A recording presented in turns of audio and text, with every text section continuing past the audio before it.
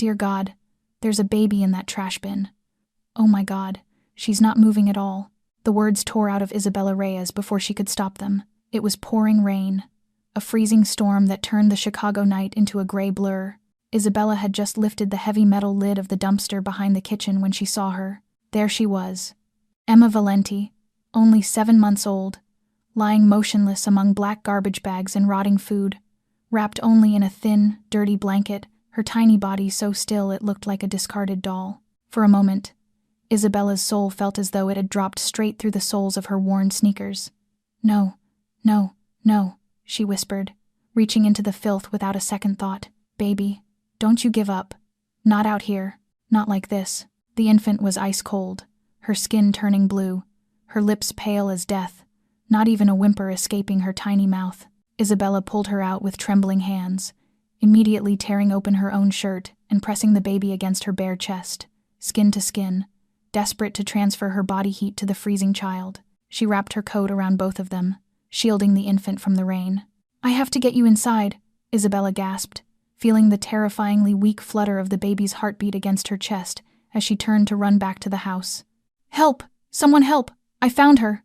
But before she could reach the back door, a scream cut through the storm. What are you doing? Karen Mitchell, the nanny, stood under the patio lights, her face twisted in a mask of horror. Oh my God! You were throwing her away! Help!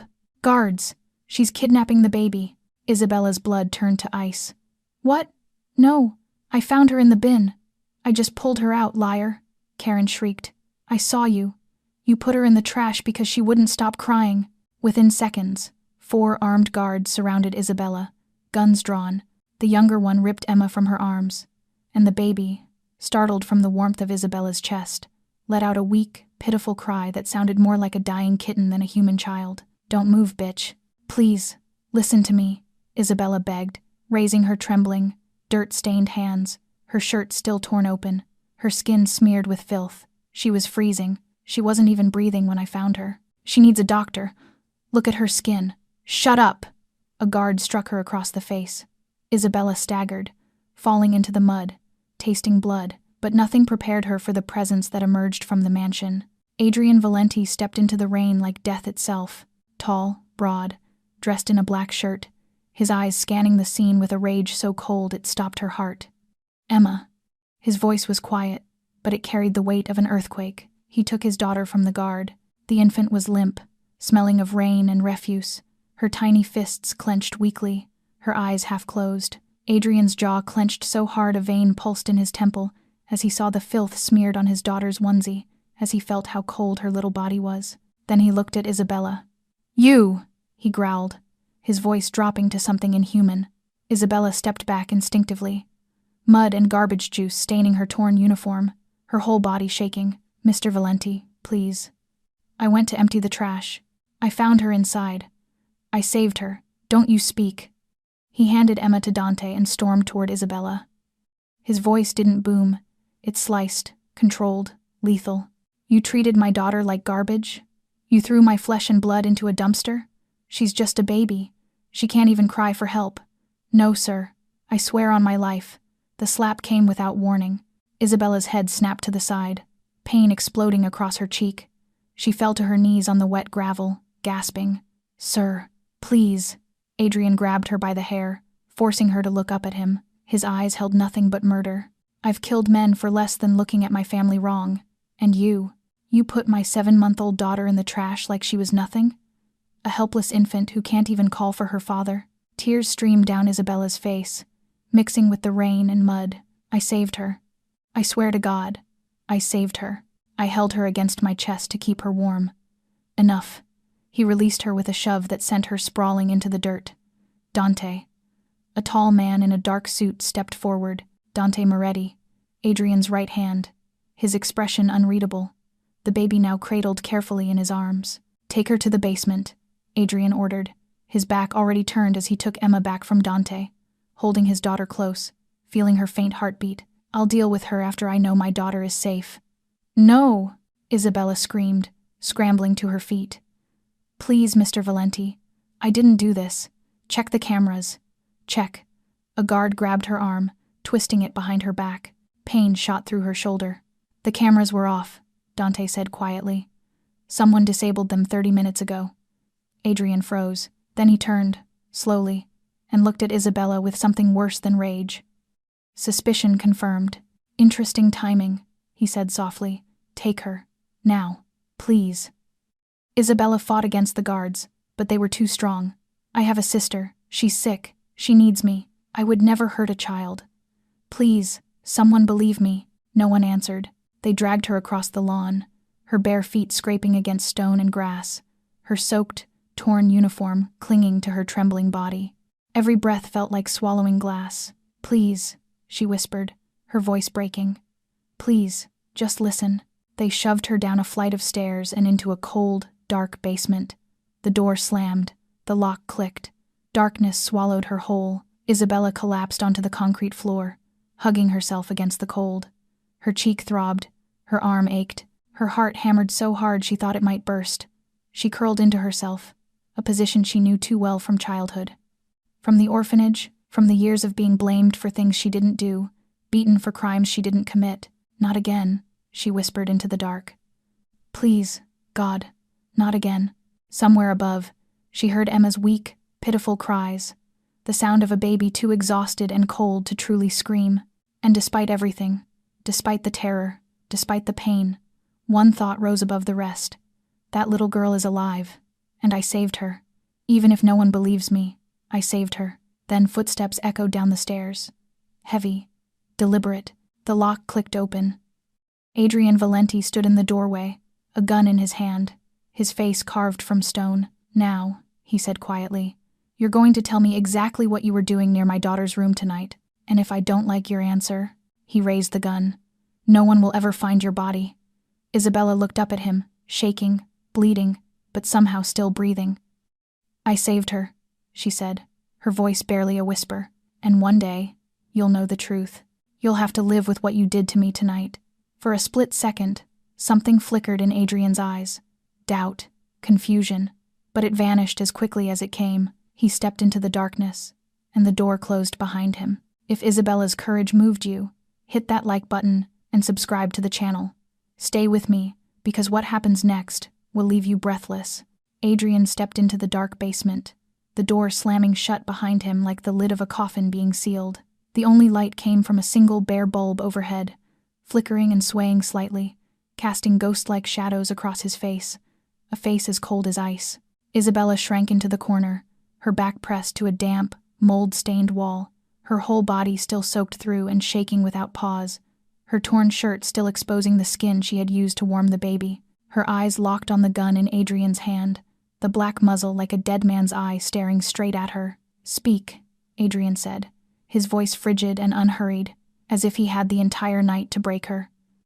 From the beginning, and if I hear even one lie, he did not have to finish. The gun finished for him. Isabella swallowed hard, her throat raw and dry, like swallowing sand. I was taking out the trash, she began, her voice trembling but fighting to stay steady. Around 11 at night, I went to empty the kitchen waste. I heard a faint sound coming from the large metal bin, so weak I almost missed it. At first I thought it was a stray animal, but when I lifted the lid, I saw her lying there, not moving, barely breathing. She was ice cold. I pulled her out and pressed her against my chest, skin, to transfer my body heat. That is the only way to save a baby from hypothermia.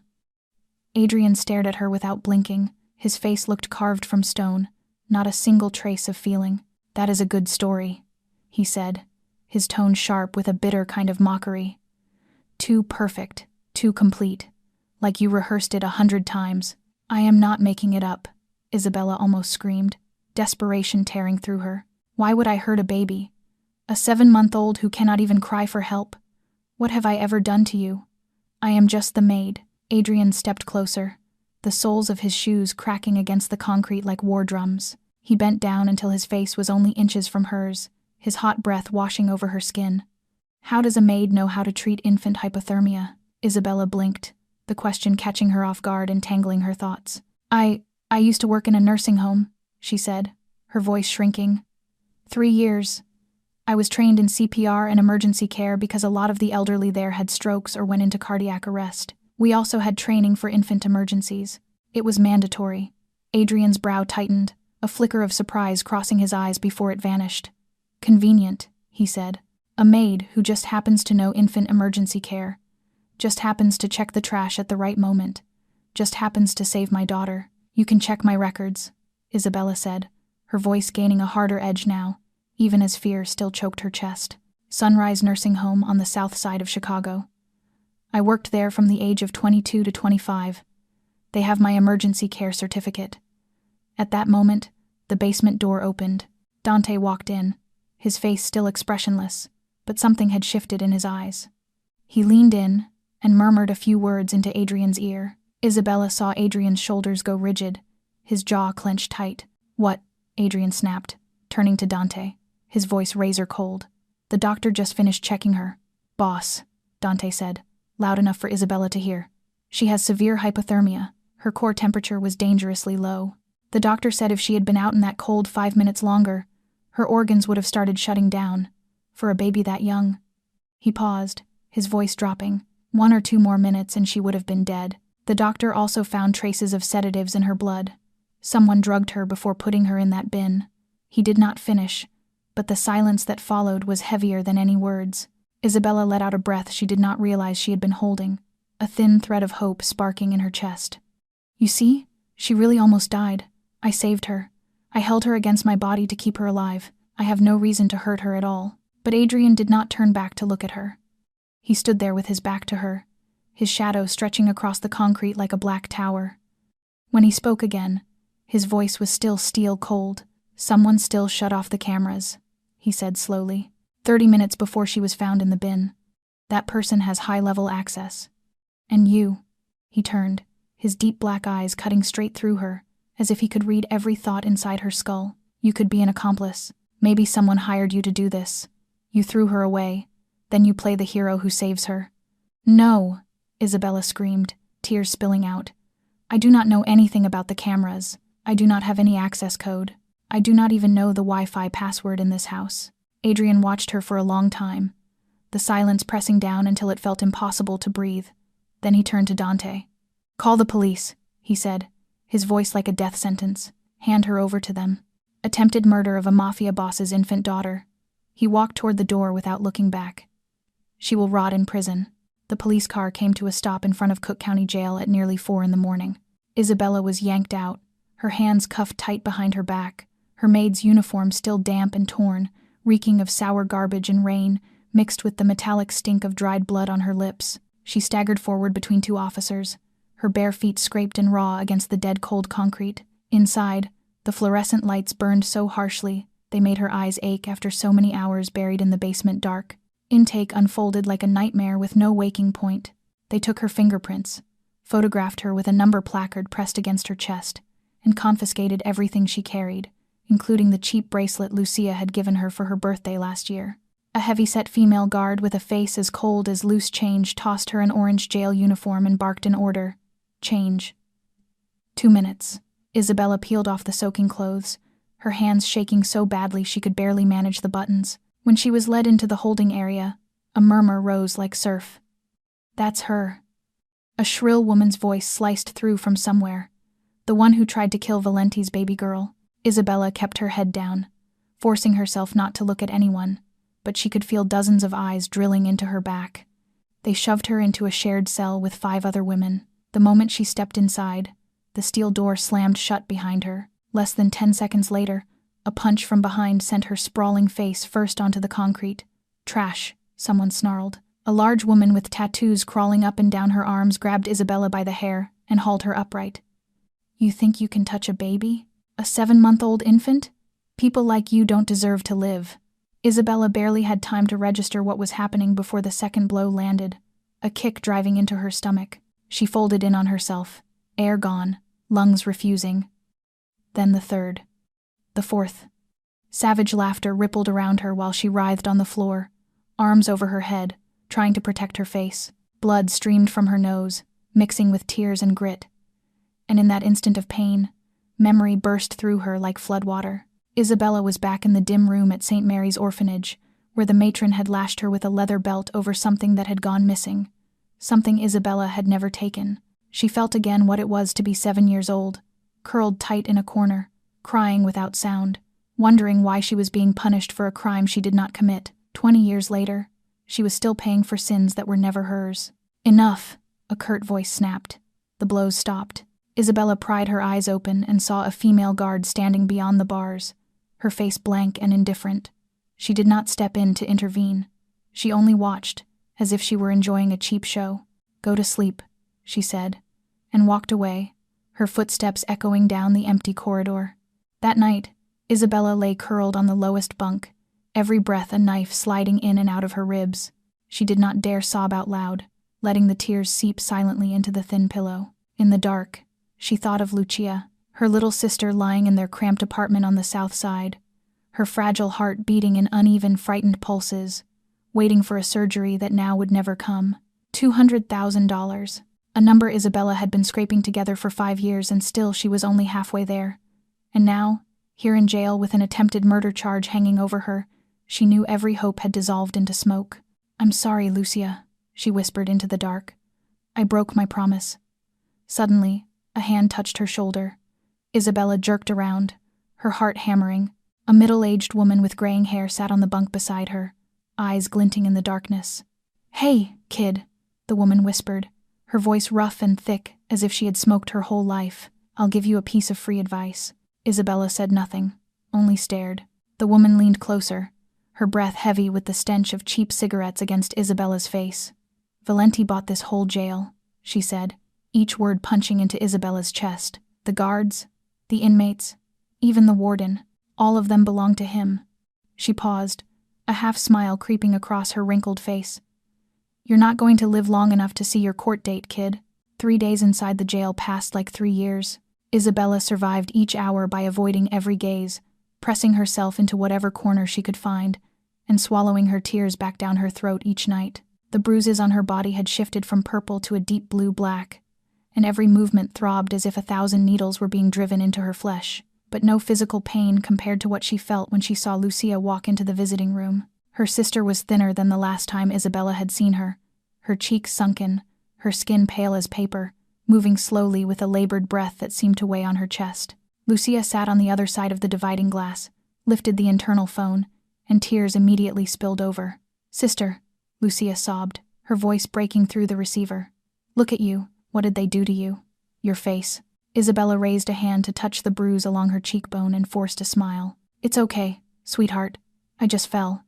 It looks worse than it really is." "Don't lie to me," Lucia cried harder. "I know they beat you. I know everything. Why is this happening? You didn't do anything wrong." Isabella swallowed, her throat clenched tight.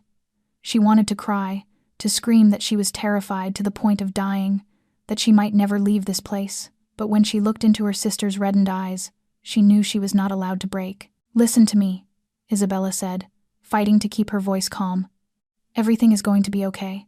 I didn't do anything wrong, and the truth will come out. I just need you to stay strong. Take your medicine on time, and wait for me to come home." Lucia shook her head, tears falling in steady streams.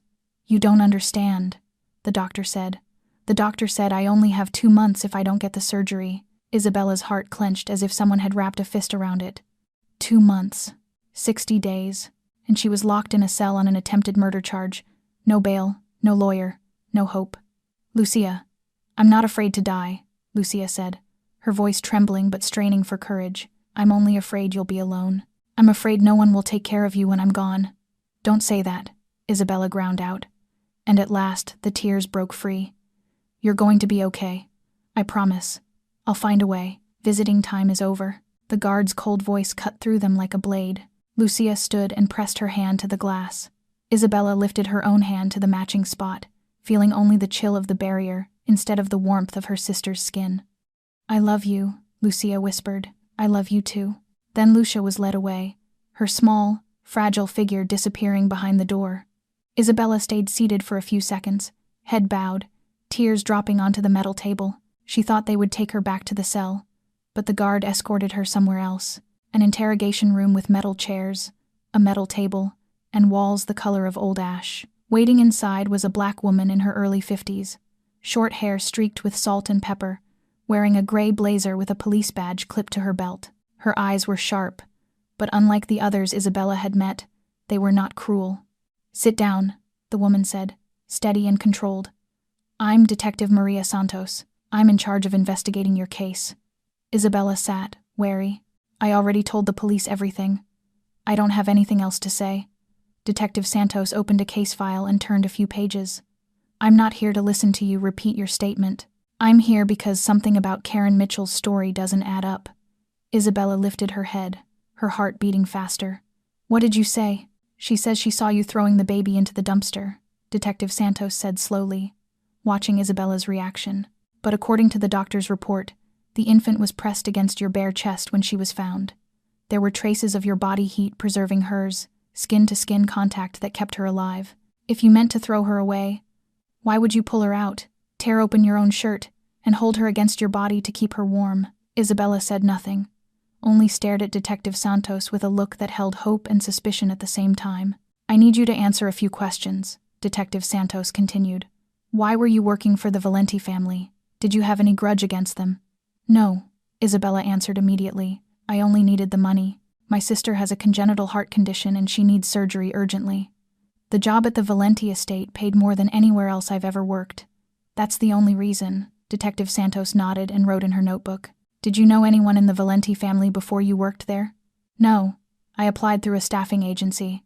I had never even spoken to Mr. Valenti directly until that night." Detective Santos studied her for a long moment, eyes weighing something unseen. Then she stood, closed her notebook, and said, "I'll keep investigating." But before she left the room, she paused at the doorway and looked back. Her voice dropped, almost to a whisper. The security cameras were shut off from inside the house 30 minutes before it happened. Whoever did it had a high-level access code, the kind only family members and management-level staff are given. She held Isabella's gaze. "You don't have that code, do you?" Isabella shook her head, her pulse pounding. "No, I'm just the maid.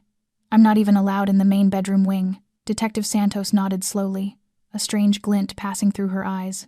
"That's what I thought," she said, and walked out, leaving Isabella sitting there with her heart racing and a thread of hope as thin and fragile as a strand of sky silk.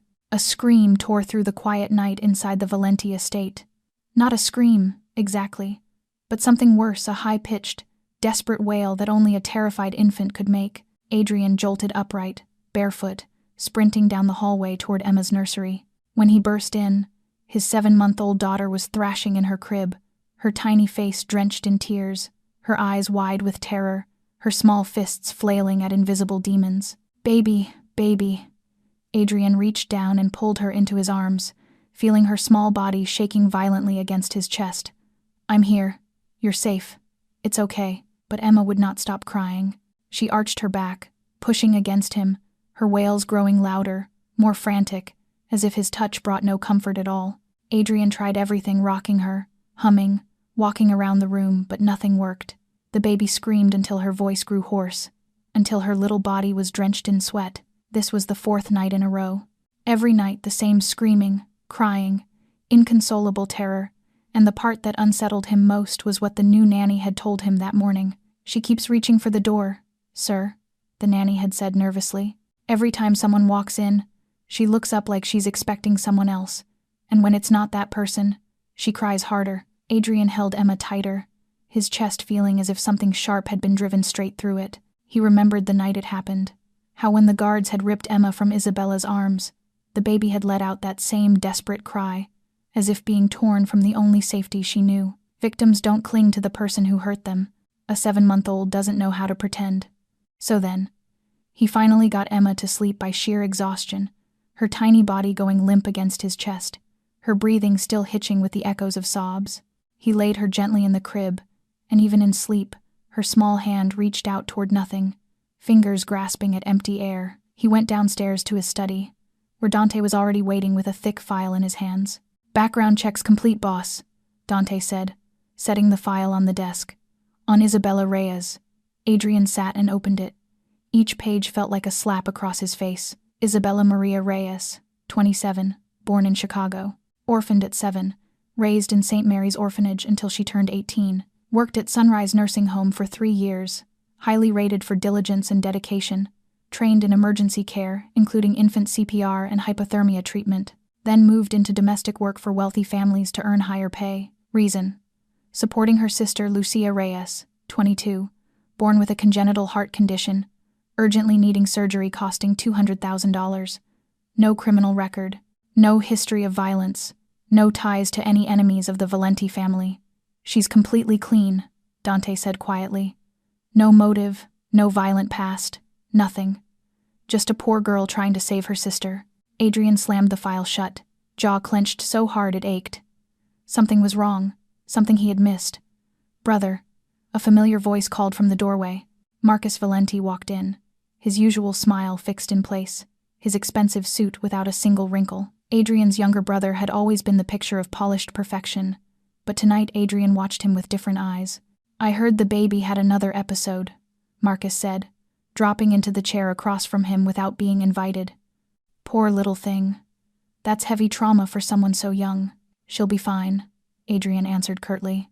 "Oh, by the way," Marcus leaned forward, voice lowering, "I heard that Maid is still alive in jail. You should finish it. Kill her. Make an example out of anyone who thinks they can touch the Valenti family." Adrian stared at him, saying nothing. "Think about it," Marcus went on. "Letting her live only creates problems. She could talk to the cops, she could cause a scandal, kill her, bury her somewhere, and it's done." "Why are you so eager?" Adrian asked, his voice ice cold. Marcus blinked, briefly startled. "What?" "I asked why you're so eager to see that girl dead. She didn't do anything to you." "I'm just looking out for you," Marcus said quickly, the smile still there but his eyes flickering. "Looking out for Emma, looking out for our family." Adrian didn't answer, only nodded slowly. Marcus stayed a few minutes more, talking business, then stood to leave. Before he went, he stopped by Emma's nursery, stood over her crib with a face full of concern, then finally walked out. When the sound of Marcus's car faded into the distance, Adrian turned to Dante. "Pull up the security feed from Emma's nursery." Dante did. The video appeared on the laptop screen. Marcus stepped into Emma's nursery, smiling bright, voice sweet as syrup, cooing at the baby in her crib. But when Emma turned her face away, uninterested in his presence, Marcus's face changed completely. The smile vanished, replaced by something cold and disgusted. He looked at the infant the way you look at an obstacle, something you hate. His hand hovered over the crib for a moment, fingers twitching, before he pulled back. Then when the nanny entered the room, the smile snapped right back onto his mouth as if it had never left. Adrian stared at the screen, the blood in his veins turning to ice. "Dante," he said, his voice low and dangerous, "I want you to start over. I want every single person who was in that estate that night investigated again from the beginning." He turned to Dante, his deep black eyes burning like live coals, including Karen, including Marcus. Dante Moretti did not sleep for 3 nights straight. He sat in the hidden room beneath the estate's basement, surrounded by computer monitors, thick files, and a cup of coffee gone cold and bitter. Adrian's order had been crystal clear: investigate everyone, and Dante never did anything halfway. He started with Karen Mitchell. On the surface, she was the perfect nanny, 29 years old, a childcare credential from a well-regarded college, a spotless record, recommended by a reputable agency. But when Dante dug into her bank activity, the facade began to crack. 1 week before the fateful night, Karen's account suddenly received $50,000, an enormous amount for a nanny earning less than $4,000 a month. Dante traced the money, followed its trail through 3 intermediary accounts, until he found the source, a company called Blackstone Holdings LLC. The name made Dante frown. He had heard it somewhere before. He went deeper, tore through corporate records, and his heart seemed to stall when the answer finally surfaced. Blackstone Holdings LLC was a shell company, one of dozens used to launder money and hide illegal transactions, and the person behind it was none other than Marcus Valenti. Dante leaned back, rubbing his forehead. What did this mean? Marcus paid Karen. For what? He kept digging, this time focusing on the security cameras. The estate's cameras had been shut off, but Dante had another idea. He contacted the neighbors to the east, the Harrison family, who had their own security system aimed toward the border between the 2 properties. Mr. Harrison agreed to let Dante view the footage without asking many questions, partly out of respect for the Valentis, partly out of fear. And what Dante saw made his blood boil. At 11 that night, The camera captured Karen Mitchell carrying a small bundle wrapped in a blanket toward the back of the kitchen. She moved quickly, checking over her shoulder, the bundle so small it could only be one thing, a baby. She stopped at the large metal dumpsters. She struggled to lift the heavy lid with one hand, then mercilessly dropped the bundle inside. The bundle that contained a 7-month-old infant. She closed the lid and walked back into the house, dusting off her hands as if she had just taken out the trash. Karen did not look back. 10 seconds, 20 seconds, 30 seconds. No movement from the dumpster, no cry, nothing. Then Karen turned and walked back into the house, slowly, as if nothing had happened at all. "You bitch," Dante ground out through his teeth. He needed more proof. He went to Eduardo, the gardener who had worked for the Valenti family for more than 20 years. The old man trembled when Dante questioned him, but in the end he confessed the truth. "I saw Karen take the baby outside that night," Eduardo said in a whisper. "I was putting tools away in the shed. I saw her carrying something small wrapped in a blanket," Eduardo said in a whisper. "I was putting tools away. I saw her throw it into the dumpster. I heard a thud, but no cry. Nothing. The baby didn't make a sound. That's what scared me most. I got scared. I ran into the shed and hid. I'm sorry. I'm old. I was afraid of getting dragged into it." Dante took the statement, then moved to the next step. He called the doctor who had examined Emma after that night and demanded a more detailed report. And what the doctor said made Dante grip the edge of his chair so hard he thought he might fall. "I found traces of a sedative in the infant's blood," the doctor said over the phone. "A dose that would be mild for an adult but extremely dangerous for a 7-month-old baby. That's why she wasn't crying, why she couldn't alert anyone. She was drugged beforehand. A few more minutes, and that sedative combined with the hypothermia would have stopped her heart." Dante sat in silence. Every piece started clicking into place, forming a sickening picture. Karen was paid by Marcus. Karen drugged the baby and threw her into the dumpster. Karen stood there and watched, waiting for the infant to die in silence. And when Isabella appeared and saved Emma, Karen pinned it on her. This wasn't an attempted murder by a maid. This was a carefully planned killing plot, engineered from inside the Valenti family itself. One last question remained. Who shut off the cameras? Dante went back into the security system and dug into the access logs. And when he found the answer, he had to read it 3 times to be sure his eyes weren't lying. The access code used to disable the cameras at exactly 10:30 that night belonged to one person. Not Karen, not any employee. It was Marcus Valenti's code. Dante picked up the phone and dialed Adrian. His voice was low and heavy when the line connected. "Boss, I know who shut off the cameras that night." He paused, swallowing hard, "And you're not going to like the answer." The sealed room beneath the Valenti estate's basement was cold as a tomb. A single bare bulb swung overhead, throwing restless bands of light and shadow across raw concrete walls.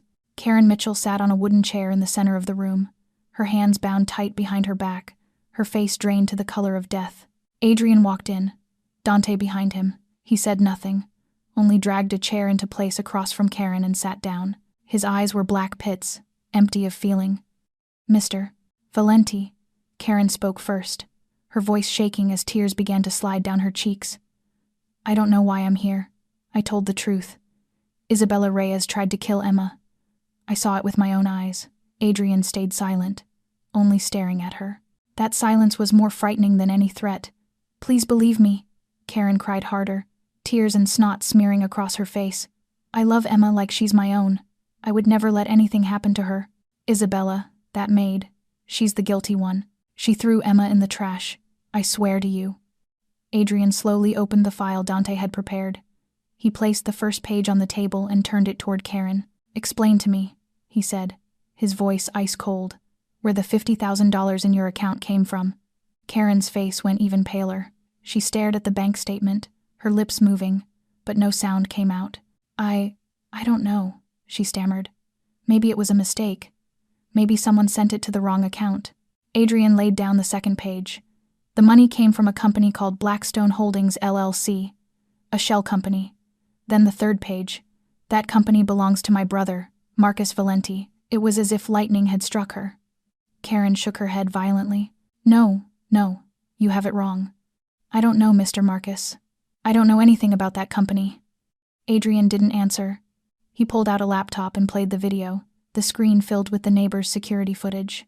Karen walking toward the dumpsters with a small bundle in her arms. Karen lifting the lid. Karen dropping the baby inside like a bag of refuse. Karen walking away without looking back. "No!" Karen screamed, shrill and breaking. "That isn't me. The video is edited. Someone edited it to frame me." Adrian shut the video off and placed one more page on the table. "The doctor's report," he said slowly. "Emma had a sedative in her blood that night. Someone gave my 7-month-old daughter a sleeping drug before throwing her into the dumpster. A drug that could have killed her." He leaned forward until his face was inches from Karen's. "You expect me to believe Isabella Reyes, a maid who's only been working here for 6 months, somehow got her hands on a sedative, snuck into my daughter's nursery, drugged a baby, carried her outside, threw her in the dumpster, then pulled her out and held her against her bare chest to keep her alive just to play the hero? For what? To play the hero." His voice rose, each word a knife driven deeper into Karen. "Or is it you? Karen Mitchell, the woman with $50,000 from my brother, the woman on camera throwing my infant daughter away like garbage, the woman who can access Emma's nursery whenever she wants, who is guilty?" Karen collapsed. Her body sagged like a puppet with its strings cut. The crying was no longer performance. It was the raw terror of someone who knew she had reached the end of the road. "Please," she sobbed. "Please spare me. I didn't want to kill her. Marcus told me he only wanted to scare you. He said all I had to do was leave her there for just a few minutes and pull her back out right away, so you'd realize she needed better protection. I didn't know. I didn't think she would almost die. She's just a baby. I didn't think the cold would take her so fast." "Why?" Adrian roared, surging to his feet so fast the chair toppled backward. "Why would my brother want to hurt my daughter?" Karen trembled, tears pouring like a river. He said if there's no Emma, you won't have an heir. He'll be the one to take over everything when you die. He said the Valenti Empire should have been his from the beginning, but your father chose you only because you're the oldest." She paused, gulping air. "Marcus said Isabella was the perfect prey. A poor girl, no family, no money, no power. No one would believe her. You would kill her, and it would all be over. No one would ever know the truth." Adrian stood there, motionless as stone, but his hand began to shake, not from fear, but from rage building like a volcano about to split the earth. "That bastard," he ground out, his voice the low thunder before a storm. "That bastard almost killed my daughter. My 7-month-old daughter who can't even cry for help. And I..." He slammed his fist into the table, the sound exploding through the room like a gunshot, "and I threw the woman who saved my child into jail. I beat her. I let people almost kill her in there for a crime she never committed." He turned to Dante, his eyes burning like open flame. "Where is Marcus?" Dante glanced at his phone, his voice low. "Our sources say he's at the private airfield on the south side of the city. His jet is scheduled to take off in 2 hours. Destination, Mexico." Adrian strode to the weapons cabinet on the wall, unlocked it, and took out the silver-plated pistol his father had left behind. He checked the magazine, then tucked the gun into his waistband. "Get the car ready," he told Dante, his voice steel cold. "I've got a trip to make." The black Rolls-Royce tore through the Chicago night like a hunting beast. Adrian sat in the back seat, his face swallowed by shadow, his eyes burning like 2 live coals.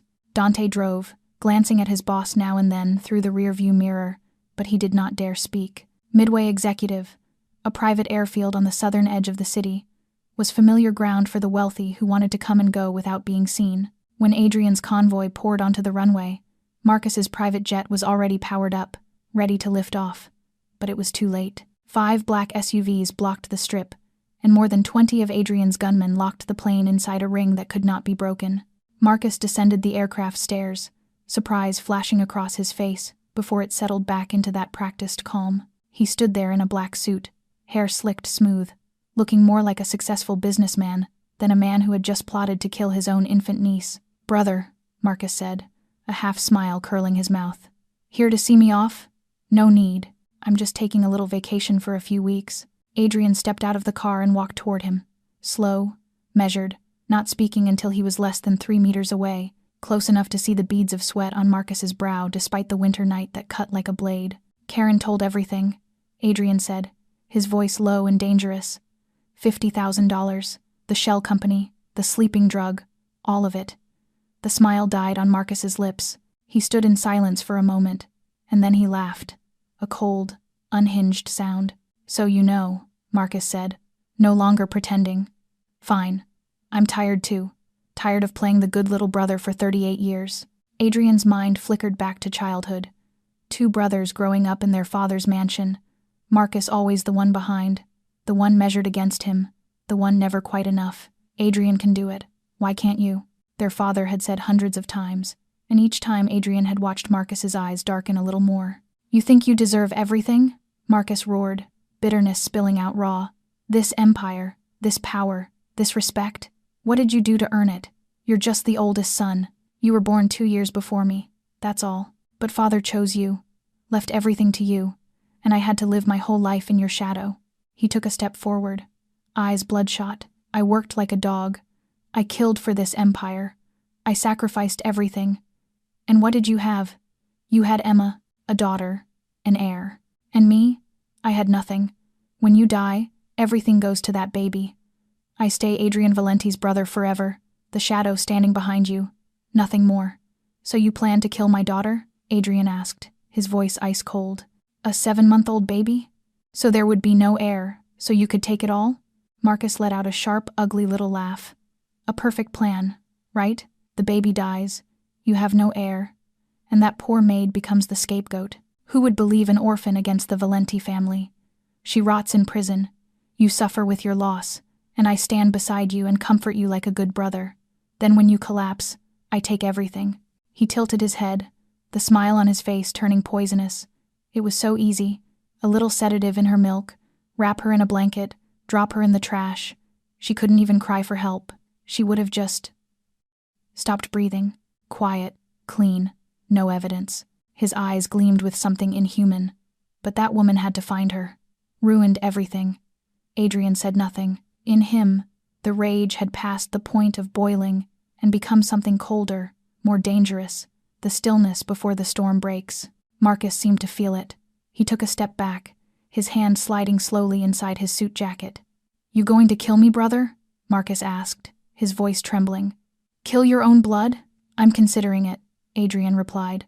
In the next instant, Marcus yanked a gun from his jacket and aimed it straight at Adrian. But before he could pull the trigger, a shot cracked from behind. The bullet tore through Marcus's wrist, and the pistol flew away. Marcus screamed and dropped to his knees on the runway, blood spilling from the wound. Dante stepped out of the darkness, the gun in his hand still smoking. I had you lined up from the start, Dante said coldly. Boss's order. Adrian walked up and stood over Marcus as he writhed on the ground, looking down at his brother with eyes that held no love at all. Death is too easy for you, Adrian said. I'm not going to kill you, Marcus. I'm going to do worse. He turned to Dante. Exile him. Erase him in the world we live in. From now on he is no longer Valenti. No name, no money, no power. If he sets foot back in Chicago, kill him without questions. Marcus looked up, terror filling his face. You can't do that. I'm your blood. You died to me the moment you touched my daughter, Adrian said. She's 7 months old. She can't even call for her father. And you tried to kill her like she was nothing. He turned his back and walked away. He got into the car and left Marcus's screams echoing into the night. On the drive back, Adrian stared at the watch on his wrist. 3 a.m. Isabella was still in jail. She had been there nearly 2 weeks, beaten, humiliated, abandoned by the whole world because of him. Adrian Valenti, the feared Chicago Mafia boss who had killed countless enemies without a tremor in his hand, sat in the darkness with his fists clenched tight.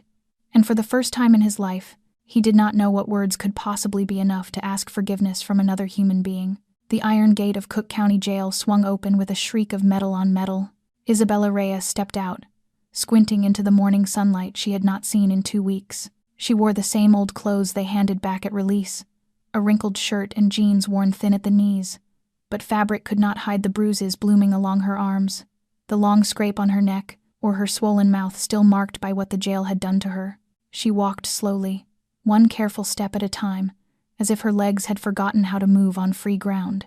The brightness stung her eyes, or maybe it was the tears she had forced down for 14 straight days and nights, finally finding their way out. And then she saw him. Adrian Valenti stood beside a gleaming black Rolls-Royce. Gray suit, hair slicked neat, looking more like a polished businessman than the Chicago Mafia boss who had almost destroyed her life. He watched her with a face she could not read. black eyes fixed on her as she came through the gate. Isabella hesitated for a fraction of a second when she recognized him. Her heart sped up, not from fear, but from the fury rising deep in her chest. She remembered his slap. She remembered his hand in her hair. She remembered his cold voice ordering her into the basement. She remembered 2 weeks of hell inside that jail. The beatings, the humiliation, the daily threats that she would be killed before she ever saw a judge. She met his eyes for 1 second, then turned her head and kept walking as if he were nothing more than a streetlight. Isabella. His voice called after her. She did not stop. Isabella, please stop. She kept going. Faster now. Footsteps hurried behind her. Please, just let me speak. His hand touched her shoulder, and that was the last drop. Isabella spun around. Her arm swung up, and the slap cracked loud across the parking lot outside the jail gate. Adrian Valenti, the feared Chicago Mafia boss no one dared look in the eye, stood there and took it. He did not dodge. He did not strike back. He did not say a word. "You have the nerve to stand here," Isabella shouted, her voice breaking open with every ounce of pain and rage that had been piling up for 2 weeks. "You have the nerve to look at me after what you did." She stepped closer and stabbed a finger toward his face. "You almost ruined my life. You hit me. You locked me in a dark basement. You handed me to the police for attempted murder for something I didn't do. You let people almost kill me in there." Tears poured down her cheeks, but her voice stayed hard as iron. "I saved your daughter. I reached into that filthy dumpster and pulled her out. I held her against my bare chest to keep her alive. A 7-month-old baby who couldn't even cry for help. And you slapped me. You knocked me down. You called me a murderer." She stopped, panting, her chest rising and falling. "Do you even know what I went through these 2 weeks? Do you know what they did to me in there? Look." She yanked up her sleeve, exposing the mottled bruises. "This is what your bought inmates gave me. This is the price I paid because you believed a snake instead of using your head to think." Adrian did not move. His eyes darkened, but he offered no excuse. He only stood there and took each word as if it were a blade driven into his chest. "I know," he finally said, his voice low and hoarse. "I know I was wrong. I don't have anything to defend myself with. I just wanted to." He reached into his inner jacket pocket and pulled out a thick envelope, holding it out to her. "This is compensation for what you suffered. And the cost of your sister's surgery. It's all in here. $250,000. Isabella looked at the envelope, then lifted her gaze to his face. 1 second, 2, then she laughed, bitter and cold.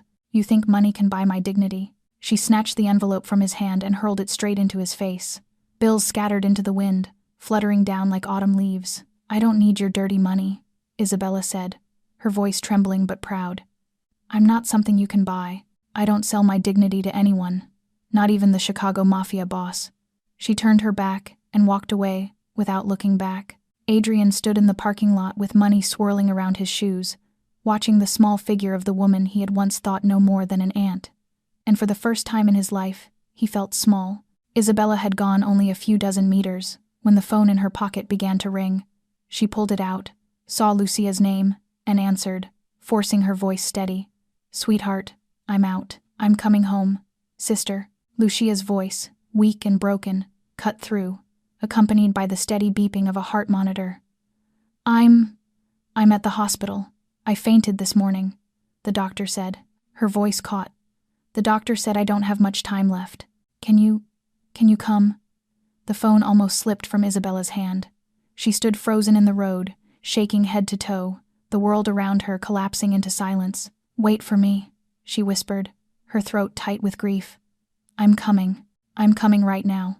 Isabella ran through the streets of Chicago as if her life depended on it, her heart battering wildly inside her chest, because, in a way, it did. She had no money for a cab, no car, nothing but legs worn down to the bone after 2 weeks in jail, and still she ran, step after step, sweat mixing with tears on a face still bruised and swollen. Cook County Hospital rose ahead of her like a white fortress.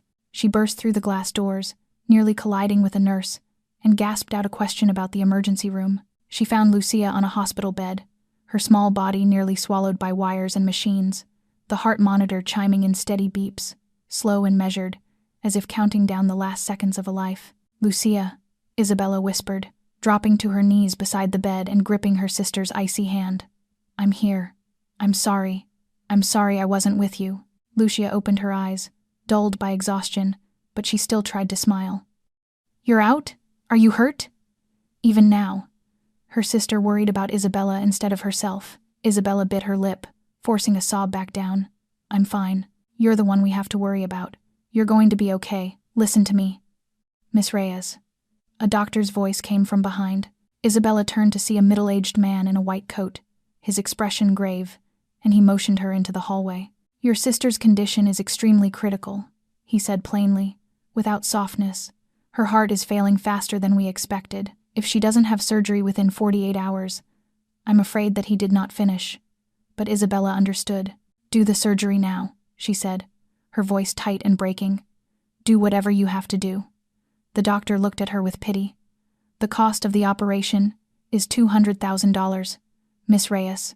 The hospital needs at least 70% paid up front before we can proceed. $200,000. The number rang inside Isabella's head like a funeral bell. She did not have $200 in her pocket at that moment, so how could she have 200,000? She walked out of the hospital and collapsed onto the steps, her head in her hands. She thought of everyone she knew, every place she could possibly borrow from. She called her former supervisor at the nursing home and was refused. She called a few old co-workers, and no one picked up. She called the bank and was laughed at because she had no collateral. No one lends money to a girl fresh out of jail. No one believes someone branded with attempted murder of a Mafia boss's baby. She was drowning in desperation when a familiar black car pulled up in front of her. Dante Moretti stepped out, an envelope in his hand. "Miss Reyes," he said, his voice low. "I picked this up in the parking lot this morning."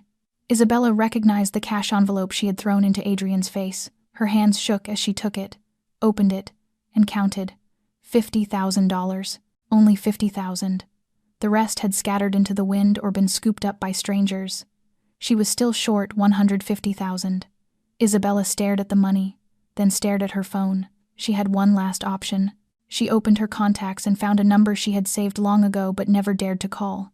The number of a loan shark on the south side. A man people whispered would lend to anyone, as long as they were willing to pay with their life if they could not repay. Her finger trembled as she hit call. "Hello?" The voice on the line was cold as ice. "I want to borrow $150,000, Isabella said, her voice breaking apart. "I'll do anything. Please hang up." A familiar voice spoke from behind her. Isabella turned, her heart stalling. Adrian Valenti stood there, black suit, face hard as stone, but his eyes were different from the last time she had seen him. "What are you doing here?" Isabella asked, wary. "I paid for your sister's surgery," Adrian said, his voice low. "All of it. The doctor is preparing the operating room." Isabella stood rooted to the ground, unable to believe what she had heard. "What? $200,000, Adrian went on. "Paid in full. Your sister will have surgery within 1 hour." Tears spilled out, beyond her control. Isabella did not know whether she was crying from relief, from anger, or from both at once. "Why?" she asked, her voice strangled. "What do you want from me? You want me to owe you? You want me to be your debt slave for the rest of my life?" Adrian shook his head slowly. "I don't want anything." "Then why?" Isabella almost shouted. "Why do this after everything you did to me?" Adrian was silent for a long time. His gaze dropped to the ground as if searching for the one set of words that would not sound like a lie. "Because it's the right thing," he finally said. "Not so you'll forgive me. I know I don't deserve forgiveness. I'm doing it because you deserve to save your sister, because you saved my daughter when no one else did." He lifted his eyes to her, and in them was something Isabella had never seen in this Mafia boss: remorse. "This isn't a debt," Adrian said. "No conditions, no strings. You don't owe me anything." Before Isabella could say another word, a nurse hurried out. "Miss Reyes, we're taking your sister into surgery. Do you want to see her before the operation?" Isabella turned and ran inside without another word to Adrian.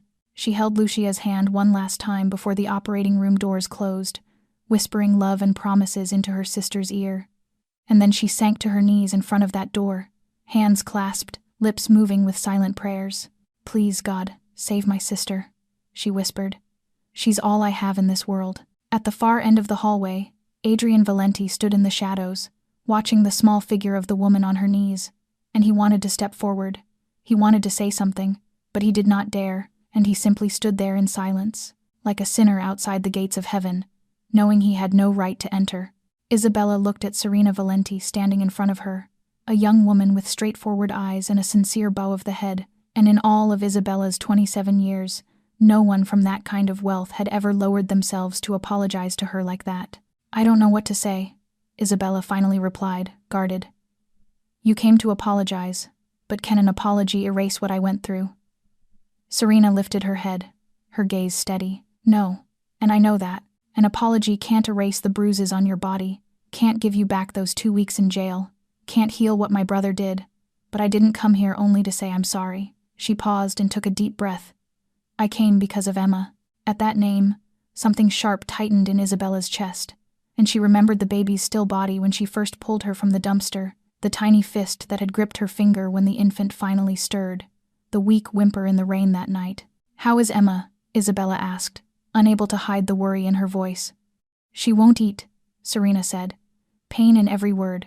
She can't sleep. She wakes up screaming every night, and no one can calm her down. She cries whenever anyone tries to hold her.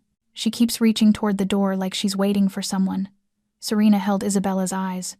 "You're the only person she wants. She needs you." Isabella turned her face away and gripped the edge of Lucia's hospital bed, her sister asleep now, breathing steadily after a successful surgery. "I can't," Isabella said, her voice hardening. "I don't want to set foot in that house again. I don't want to see him. Adrian won't appear," Serena said quickly. "I promise. Just me and Emma. You don't have to see him or speak to him. You only have to come for Emma." Isabella went quiet for a long time, thinking of a 7-month-old baby waiting for her, an infant she had pulled from the filth of a dumpster, a child with no guilt in her tiny body, only fear and a need for someone who made the world feel safe. "All right," Isabella said at last. "I'll come, but only for Emma." The next afternoon, Serena brought Isabella to the Valenti estate, and when the car stopped at the gate, Isabella felt her whole body tighten, because this was the place where she had been struck and humiliated and thrown into darkness. But she drew a deep breath and stepped out anyway. Serena led her inside, avoiding Adrian's office wing, and they climbed the stairs and walked down the hallway to Emma's nursery. When the door opened, Isabella heard it first, the thin, exhausted crying of a baby who had been sobbing for too long. Emma lay in her crib, her tiny face red and tear-streaked, her small fists flailing weakly, her voice hoarse from hours of crying. The new nanny stood beside her, looking helpless and defeated. But the moment Emma's eyes found Isabella in the doorway, everything changed. The crying stopped. The baby went still, her red-rimmed eyes locked onto Isabella's face with an intensity no 7-month-old should possess. Then her little arms shot up, reaching, grasping, desperate. A sound escaped her tiny mouth, not quite a word, but close. "Ma, ma, ma." Isabella crossed the room in 3 steps and lifted the baby from the crib, pressing Emma against her chest. The infant immediately buried her face in Isabella's neck, her small body shuddering with the echoes of sobs, her tiny fingers clutching Isabella's shirt so tightly the fabric stretched. "I'm here," Isabella whispered, her voice breaking. "I'm sorry I couldn't come sooner. I'm here now. You're safe." She sank into the rocking chair by the window, cradling Emma close, feeling the baby's frantic heartbeat slowly begin to calm against her own chest. Emma would not let go. Every time Isabella shifted, the baby's grip tightened, as if releasing her would mean losing her forever. "Don't leave," Emma seemed to say with every desperate clutch of her fingers, every press of her face against Isabella's warmth. "Stay with me." Isabella didn't answer, only rocked gently, humming softly. Serena stood in the doorway watching, eyes shining with tears, then quietly slipped away and closed the door so they could have the room to themselves. Outside the window, the sky darkened, and Emma still refused to sleep, her tiny hand wrapped around Isabella's finger, her eyes fighting to stay open, as if closing them would make Isabella disappear. "Do you want me to sing for you?" Isabella asked softly. Emma's eyes flickered at the sound of her voice, and Isabella began to sing a lullaby an old supervisor at the nursing home had taught her when she first started working there, her voice clear and tender, filling the quiet nursery like cool water, beginning with, "Hush, little baby, don't say a word," and then continuing in the same soothing, promise-filled rhythm, offering comfort with imagined gifts and gentle reassurances until the fear loosened its grip.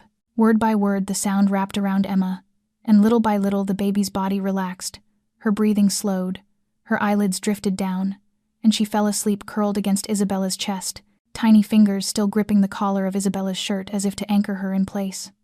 Out in the hallway, Adrian stood in the shadows with his back against the wall. He had promised not to appear, yet he could not stop himself from coming close, and Isabella's singing carried through the barely closed door, pure and warm, and for the first time since Bianca died, Adrian felt a strange calm spread through his chest. He stood there in silence, listening to each note, as if it were something he had forgotten for a very long time. Then the singing stopped, and inside the nursery, Emma slept deeply, breathing even and peaceful for the first time in weeks. Isabella looked down at the baby's angel face, and a faint smile touched her lips.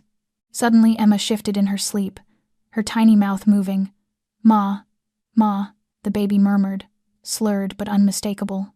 "Ma, Ma." Isabella went still.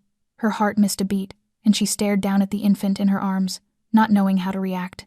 Outside the door, Adrian also froze, his hand braced against the wall, eyes fixed on nothing at all, because it was one sound, only one, yet it was enough to steal the breath from both of them. 3 days after the night Isabella sang Emma to sleep, an envelope appeared in Lucia's hospital room. Inside was a handwritten letter from Adrian Valenti, along with an employment contract. Isabella read every line, her brows knitting tight. "He wants me to be Emma's official nanny," she told Lucia, suspicion plain in her voice. "5 times what I used to make as a maid. A private apartment on the estate, comprehensive health insurance for both of us." Lucia lay in the hospital bed, recovering far better after the surgery, though she still needed a few more weeks of rest. She took the letter from her sister's hands, skimmed it, then looked up at Isabella. "You're going to refuse." "Of course," Isabella said immediately. "I don't want anything to do with him anymore. I don't want to live in that house." "Isabella," Lucia said gently, eyes carrying a kind of understanding far older than 22. "I know he hurt you, but think carefully. You lost your job.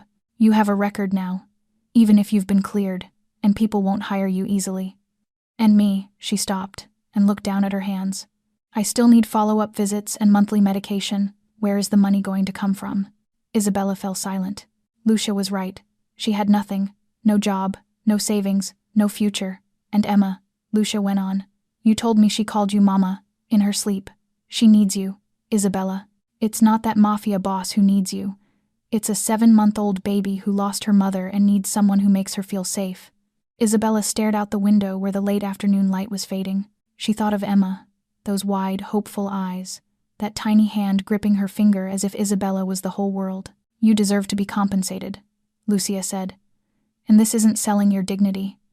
This is you working, being paid what you're worth, and helping a baby who needs you. There's nothing shameful about that." 2 days later, Isabella arrived at the Valenti estate with a small suitcase and a list of conditions as long as her arm. Adrian received her in the living room, his face as cold as ever, but something like relief flickered in his eyes when he saw her. "Before I sign anything," Isabella said, her voice hard as steel, "you need to understand a few things." Adrian nodded and sat across from her. "I'm listening. First, I am not your servant. I am Emma's nanny, and my job is to care for her, not to cater to you or anyone else in this house." "Agreed." "Second, you do not give me orders. If you want something from me, you say please. If I do it, you say thank you. I don't care who you are out there. In this house you treat me like a human being." Adrian frowned for a moment, as if no one had ever dared set terms with him, and then he nodded. "Agreed." "Third, I have the right to refuse any request I consider unreasonable, and you cannot fire me simply because I disagree with you." "Agreed." Isabella studied him for a long beat, searching for deceit in his eyes and finding none. "All right," she said at last. "I accept." The first week passed in strange, almost unreal moments. Isabella moved into a small apartment on the grounds, a cozy space with a bedroom, a living room, and her own kitchen. She spent most of her time with Emma, feeding her, bathing her, singing to her, rocking her through the long afternoons, and Emma, like a wilted flower suddenly given water, began to eat normally again, sleep more peacefully. And slowly, gradually, the bright-eyed smile returned to her angel face. The baby who had screamed for weeks now cooed and gurgled, her tiny hands reaching for Isabella's face, her eyes following Isabella everywhere as if afraid to lose sight of her for even a moment. And Adrian had to learn how to live with the new rules. For the first time in his life, he had to say please to someone who was not a business partner and not an enemy to be bought. "Could you please bring Emma to the dining room?" he said awkwardly, as if the word belonged to a foreign language. Isabella looked at him, surprise flickering across her eyes, And then she nodded. Yes. After dinner, when Isabella took Emma to the nursery, he lingered at the dining room door, stiff and uncertain. Thank you, he managed, his voice strained as if someone had a hand around his throat. Isabella turned back, Emma cradled against her shoulder, and for the first time, a ghost of amusement touched the corner of her mouth. You sound like someone's choking you. Adrian stood there, not knowing what to do with that. It was the first time anyone had dared tease the feared Chicago Mafia boss. In the days that followed, Adrian often watched from a distance as Isabella cared for Emma, watching the way she smiled at the baby, the way she patiently fed her tiny spoonfuls of food, the way she held her close when the infant fussed, and inside him a question began to take shape. One night, after Isabella had finally rocked Emma to sleep and returned to her apartment, a knock sounded at the door. She opened it and found Adrian standing there without his suit or tie, only a black shirt and slacks, looking nothing like the cold, untouchable boss she had come to know. What do you need? Isabella asked, wary. Adrian stood for a moment, as if searching for words. Then he met her eyes, and what she saw there was not arrogance or power. It was fragility. I know you hate me, he said, his voice low and rough. I don't deserve your help. But he stopped and drew a slow breath. Emma reaches for you. She cries when you leave the room. She babbles mama when she sees your face. Do you know why? Because you give her something I never could. Warmth, safety, love, without conditions. He looked down at his hands that had killed, that had hit her, and now looked useless. I'm her father, but I don't know how to be a father. I only know how to command, threaten, punish. I don't know how to hold her without making her cry. I don't know how to comfort her when she fusses. She's only 7 months old, and she already knows I'm not what she needs. He lifted his gaze to Isabella, and in his eyes she saw a man standing at the edge of something like despair. Will you teach me? He asked, his voice almost pleading. Teach me how to be her father. Isabella stood in the doorway, looking at the most powerful man in Chicago standing in front of her with the face of a lost child, his question still hanging in the air, heavy and sincere enough that she didn't know how to answer it. Teach you how to be a father, Isabella repeated, skepticism plain in her voice. You think that's something that can be taught? Adrian didn't respond. He only stood there and waited. Isabella let out a slow breath. Come with me. She led him onto the balcony of her small apartment, where 2 wooden chairs and a little table sat facing the night. Chicago was cold, but not unbearable, and the city lights glittered in the distance like an artificial sea of stars. They sat down in silence, Isabella staring outward while Adrian watched her, waiting. I can't teach you how to be a father, Isabella finally said. There isn't a formula for that, but I can tell you what Emma needs. What? Presence, Isabella said. Not money, not expensive toys, not protection from the whole world, just presence. You're there when she needs you. You hold her when she cries. You learn her sounds, her rhythms, what makes her smile and what makes her fuss. That's all. Adrian was quiet for a long moment. Then he looked out at the lights and his voice dropped. I don't know how to hold anyone. No one ever taught me. Isabella turned toward him and waited. Bianca, my wife, Adrian began, speaking as if he were describing a stranger. Our marriage was an arrangement. Her father was a business ally of my father's. They set everything up before we were even 20. No love, no choice, only duty. He paused and drew a deep breath. Bianca didn't love me. She feared me. Living with me was like living in a gilded cage, and then she found someone else, someone she thought would save her from me. Who? Isabella asked softly. My enemy, Adrian said, his voice turning cold. Marco Santini, the drug boss on the north side of Chicago. She slept with him for a full year and I didn't know. Then he was assassinated by a rival crew, and Bianca was there when it happened. Isabella fell silent, not knowing what to say. I'm not grieving because I lost her, Adrian said, his voice lower now. I'm not even angry that she betrayed me. I'm only grieving because Emma lost her mother. She was only a few weeks old when Bianca died. She will never remember her mother's face, her mother's voice, her mother's touch. He turned and looked at Isabella, and me. I don't know how to fill that emptiness. I only know how to work, to kill, to build an empire. I don't know how to love. A long silence stretched between them. Then Isabella spoke, her voice gentle but carrying a deep, old ache. I was orphaned when I was 7, she said. My parents died in a car accident. Lucia and I were taken to St. Mary's orphanage. People said it was a good place, but she stopped and swallowed. The matron was a cruel woman. She beat us for anything, sometimes for no reason at all. I was beaten for eating too slowly, for sleeping too late, for looking at her the wrong way, and worst of all, when something went missing, she always blamed me. Her voice shook slightly. I got used to being framed, used to no one believing me, used to being punished for crimes I didn't commit. I thought once I grew up and left that place, things would be different. She turned to Adrian, her eyes deep and painful. But then you happened, and you did everything they did to me for 20 years. You hit me, you locked me up, you accused me, you threw me in jail for something I never did. She drew a breath, trying to keep her voice from breaking. I'm used to being disbelieved, Mr. Valenti. But you hurt me the most, because you didn't just refuse to believe me, you wanted to destroy me for it. Adrian sat there, silent, his eyes down on the ground. For the first time in his life, the feared Chicago Mafia boss had nothing to say. No defense, no explanation, only shame, heavy as stone, pressing on his chest. I'm sorry, he finally said, his voice rough. Isabella started to cut him off, but he lifted a hand. No, please let me finish. He looked up at her, and in his eyes she saw something she had never seen in this man, sincerity down to the bone. I'm not apologizing because I want you to forgive me. I know I don't deserve forgiveness. I'm apologizing because you deserve to hear it.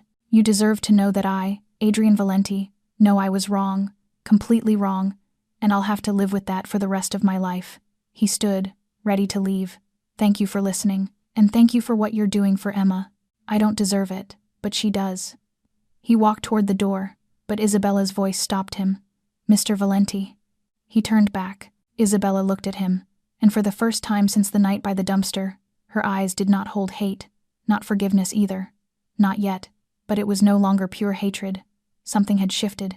Your first lesson in being a father, she said softly. Tomorrow morning you make Emma's bottle yourself, and when she finishes, you hold her. Don't say anything, just hold her. Let her feel your heartbeat. Let her know you're there. Adrian stood there for a moment, then nodded slowly. All right, and when he left, his footsteps were a little lighter, as if an invisible weight had been lifted from his shoulders. 2 weeks passed like a dream Isabella would never have dared imagine. Each morning she woke in her warm apartment, prepared Emma's bottle, and carried her into the main dining room of the estate. But the difference now was that Adrian sat there too. This morning, when Isabella entered with Emma in her arms, she saw Adrian already waiting at the table. In front of him was a warm bottle he had prepared himself, and when Emma spotted her father, her tiny face lit up with recognition, a gurgling coo escaping her lips as she reached toward him with both hands. Adrian stood to take the baby, and what surprised Isabella was how naturally he held her now, with none of the old awkwardness. He settled Emma against his chest and offered the bottle. Here you go, sweetheart, he said, gentler than Isabella had ever heard him. Daddy made it himself. Isabella sat across from them, watching with a strange feeling tightening and softening in her chest at the same time. Because this was no longer the cold Mafia boss she had known. This was a father trying, and she could not deny that it touched something buried in her heart. Emma drank contentedly, one tiny hand wrapped around Adrian's finger, her eyes drifting between his face and Isabella's, as if making sure both of them were still there. When she finished, Adrian lifted her to his shoulder and patted her back gently, a gesture Isabella had taught him just days ago. And when Emma let out a small burp, he actually smiled. You have a good teacher, Adrian said, his eyes brushing Isabella's for a heartbeat before he looked away. An engine sounded out in the courtyard. Minutes later, Serena appeared in the dining room doorway, her college backpack slung over one shoulder, her face bright. I'm home, the 19-year-old announced as she came in, and when she saw her brother feeding Emma while Isabella sat across from them, her eyes lit with unhidden joy. Wow, Serena said, dropping into a seat beside Isabella. I leave for 2 weeks, and the whole house changes. Adrian is actually eating breakfast with Emma. No phone, no Dante reporting work. Do you want me to throw you out? Adrian asked, but his voice held none of its usual threat. Serena laughed and leaned close to whisper into Isabella's ear. What kind of magic did you do on him? I've never seen him like this. Isabella didn't answer, only smiled. That afternoon, another visitor came. Lucia arrived, discharged from the hospital, but still moving slowly. The 22-year-old stepped into the estate timidly, eyes wide as she took it all in. Isabella. It's so huge, Lucia whispered, as Isabella walked her through the halls. You really live here? Isabella introduced Lucia to Serena, and the two young women became close almost instantly, as if they had known each other for years.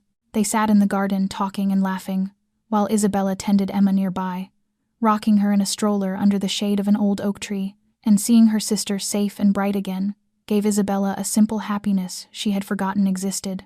That night the rain came. Not a normal rain, but a sudden violent storm, thunder and lightning tearing open the black sky, and then the power went out and the entire estate fell into darkness. Emma's scream ripped through it all, a high-pitched, terrified wail that cut through the thunder like a knife. Isabella ran from her apartment toward Emma's nursery. Heart pounding, she shoved the door open, and in the flash of lightning she saw Adrian arriving from another direction at the same moment. Together they rushed to Emma's crib. The baby was thrashing, her tiny face red and tear-streaked, her cries growing more frantic with each crash of thunder. Isabella lifted her immediately, pressing her close, while Adrian stood beside them, his hand hovering protectively over the baby's back. It's okay, Isabella soothed, rocking Emma gently. It's just rain. Daddy and Isabella are here. But Emma would not stop crying. Her small body shook with each sob, and she kept reaching for something, for someone, for comfort she could not find. Let me, Adrian said softly, and Isabella looked at him with surprise. She carefully transferred Emma into his arms, and Adrian held his daughter against his chest, one large hand cradling her head, the other supporting her tiny body. He began to hum low and rough and uncertain, but it was a lullaby, or something close to it. And slowly, impossibly, Emma's cries began to quiet. In the darkness, Isabella watched them, and something shifted in her chest. Adrian's eyes found hers over the baby's head, and in the flash of lightning she saw they were not cold anymore. Something deep and warm lived in that look, something that made her heart race. Their hands brushed as they both reached to adjust Emma's blanket. A jolt shot through Isabella when her skin touched his, and she heard Adrian's breath catch for a beat. For one suspended moment neither of them moved. Then they both pulled back as if burned. I'm sorry, Adrian said, his voice rough. No, I'm sorry, Isabella answered, her cheeks suddenly hot even though the room was cold. They stood together in silence, Emma finally asleep between them, but Isabella could feel his presence like a warm flame, and she knew he felt the same. When Emma was settled back in her crib, Adrian stepped back first. Thank you, he said, his voice turning stiff again, as if he were trying to rebuild a wall that had cracked. I'll go check the generator. He left quickly, as if he were running from something. Isabella stayed by Emma's crib, her pulse still wild. She didn't understand what had just happened. No, she did understand. She just didn't want to admit it. In the days that followed, Adrian kept his distance. He still fed Emma breakfast and still followed Isabella's lessons, but he no longer met Isabella's eyes. There were no late-night conversations on the balcony, no moments where they accidentally stood too close, and Isabella told herself this was good. She shouldn't feel anything for this man. He had almost ruined her life. He was a mafia boss. He was, but deep down she knew something had shifted and she wasn't sure she could go back to how things were before. On the 5th night after the storm, a knock sounded. Isabella opened the door, thinking it would be Adrian, but it was Dante, his face pale and tense. Miss Reyes, where is the boss? I don't know. What is it? Dante didn't answer. He hurried away to find Adrian, and Isabella followed, dread rising in her chest. She found them in Adrian's office, Dante speaking with a grim urgency. When Isabella stepped inside, both men turned to look at her. What is it? Isabella asked. Adrian looked at her, jaw clenched, his eyes dark as a sky before a storm. Marcus, he said, forcing each word through his teeth. He escaped exile, and he's coming back to Chicago. The Valenti estate became a fortress in less than 24 hours. Adrian pulling every string he had, tripling the number of bodyguards, installing more security cameras in every corner, and ordering that no one leave the grounds without his permission, while Isabella went to check on Emma's nursery, only to find the crib empty and the window shattered. Panic exploded in her chest. She screamed for Adrian, her voice tearing through the silent hallway. Chaos erupted. Guards swarmed the house, but the nursery was empty. While Adrian was barking orders to seal the perimeter, Isabella's phone vibrated in her pocket. She froze, staring at the screen. A message from an unknown number. A video link. With shaking fingers, she pressed it. The screen lit up, and her heart seemed to stop. Lucia was there, tied to a chair, and next to her, in a small, portable crib, was Emma, the baby's face red from crying, her tiny fists flailing weakly. Marcus Valenti moved into view. "Hello, Isabella." "Hello, brother. I have a full house tonight." He smirked, looking into the lens. "I hear the surgery went very well. But you know, hearts are fragile. All it takes is a little too much stress." He lifted a knife, letting the blade slide lightly across Lucia's arm. "You want them back?" Marcus laughed. "The heir and the sister. 2 lives. Here is the deal. Come alone. Bring no one. Do not tell my brother. If I see anyone else, they die. You come, and you take her place in this chair." He walked over to the crib and looked down at Emma with cold disgust. "As for this one, she's been crying for hours. Annoying little thing. Keeps reaching for someone who isn't here." He smiled cruelly. "Maybe she's calling for her new mommy." Then he gave an address to an abandoned warehouse on the southern outskirts of Chicago. "You have 2 hours. If I see anyone other than you, the girl dies. If you call the police, the girl dies. If you do not come," he lifted the knife to Lucia's throat. "You understand." The video ended, leaving Isabella standing frozen in the room, her phone nearly slipping from her hand, unable to breathe, unable to think, seeing only Lucia's tear-soaked face, the red mark on her arm, Emma's desperate cries, the knife at her sister's throat. And she had to go. She had to save them. So without another thought, Isabella bolted from the room and ran down the stairs. She would call a cab. She would go to that address. She would trade her life for her sister's and for Emma's. She did not care what happened to her because Lucia and that baby were everything. But as she reached the front door, a hand clamped around her arm and yanked her back. "Where are you going?" Adrian stood there, his eyes sharp and cold, yet threaded with worry, and Isabella fought him. "Let me go." But he did not release her, and she sobbed through the panic. "I have to go." He took Lucia. "He's going to kill her." And Adrian said, low and steady, "I know. Dante traced your phone signal. We saw the video." And Isabella screamed again, tears spilling without control. "Then let me go. I have to get there." He said, "If I don't come, he'll kill Lucia." And Adrian's face was white as a sheet, his hands shaking for the first time. "He has Emma," he whispered, a sound of pure devastation. "He took my baby girl. She's only 7 months old. She doesn't understand what's happening. She must be so scared." Then his voice hardened into something terrifying. "We are going. I will burn this city to the ground to get them back." He grabbed Isabella's shoulders, forcing her to look at him. "Marcus has no intention of letting your sister go. He'll kill you, then kill her, then send the video to me. That's his real plan." And Isabella shattered against him, pounding his chest. "I don't care. That's my sister, the only person I have in this world. I can't let her die. I'd rather die in her place." And Adrian stood there and took every blow, not dodging, not striking back, letting her hit him until she collapsed into sobs. And then he lowered himself to her eye level, his hands holding her shoulders with a gentleness that was firm, and his voice was deeper and warmer than she had ever heard from him. "Listen to me. I will not let you die, and I will not let your sister die. I promise." And she cried, broken. "What can you promise? You don't understand. Lucia is the only one I have. If she dies, I have nothing."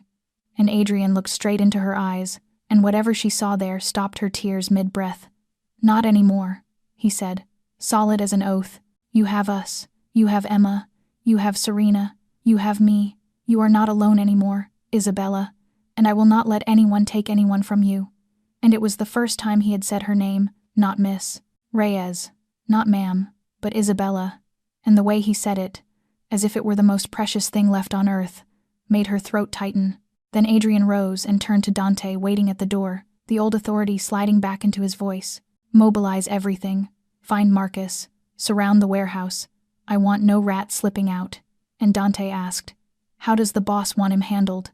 And Adrian stared out the window, jaw clenched, eyes dark as storm night. "I want him alive," he said, each word ground through his teeth, "so I can kill him myself." The black convoy tore through the Chicago night like hunting beasts. 5 sport utility vehicles, 20 of the Valenti Empire's most battle-tested gunmen, and 1 Mafia boss with murder in his eyes, Dante at the wheel of the lead car with Adrian beside him. his face carved from cold stone while his gaze burned with hatred, and in the back seat, despite every objection, Isabella sat with the pistol Adrian had taught her to use over the past week. "You should not be coming," Adrian said for the third time since they got in. "It is too dangerous." "My sister is in there," Isabella answered, her voice hard as steel. "And Emma. You cannot stop me." Adrian said nothing after that, because he understood that stubbornness.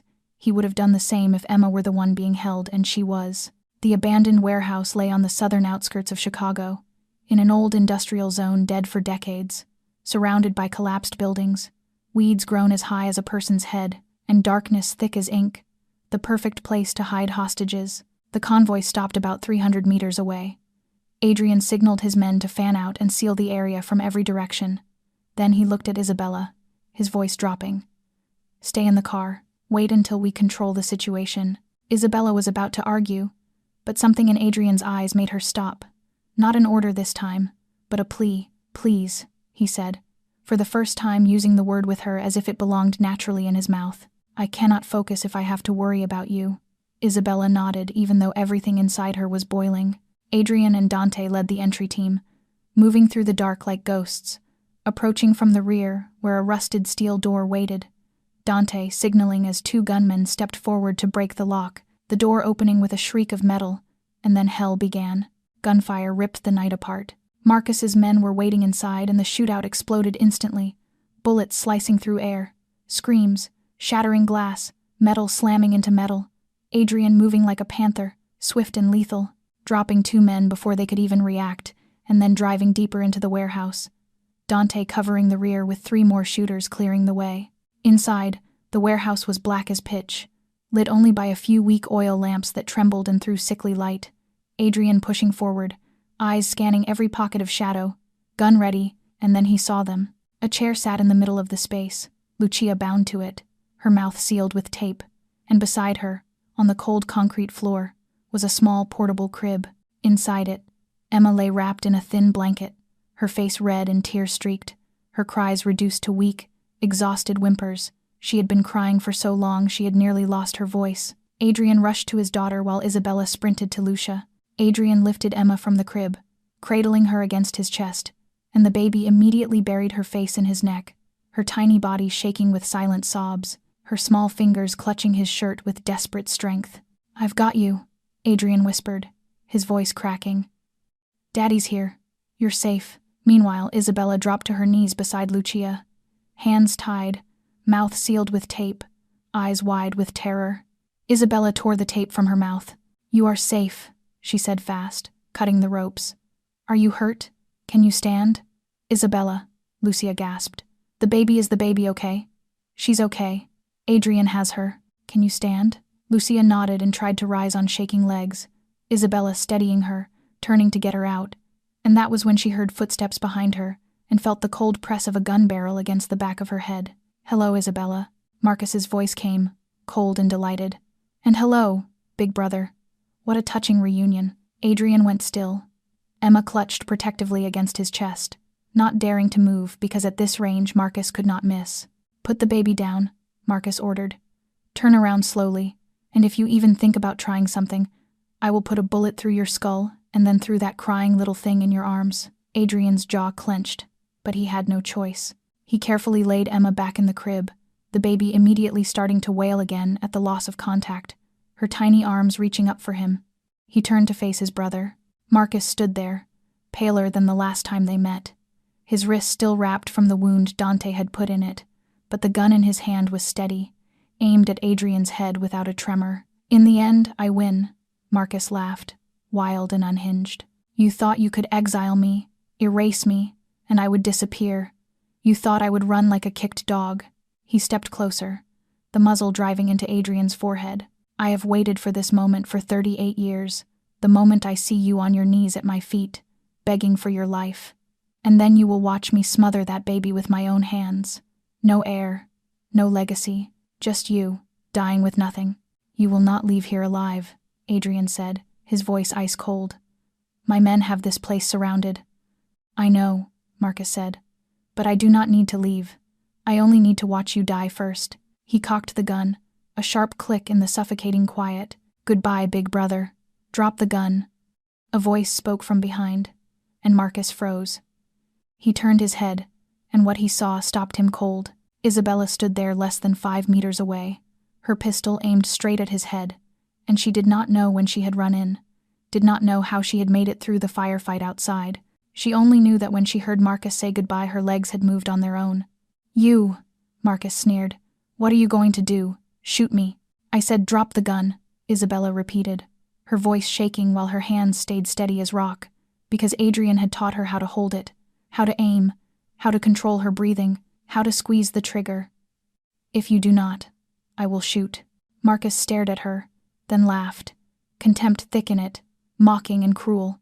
"You will not shoot," he said. "You are the good one, remember. You are the girl who reached into a dumpster to save a baby. You are the girl who forgave the man who almost ruined your life.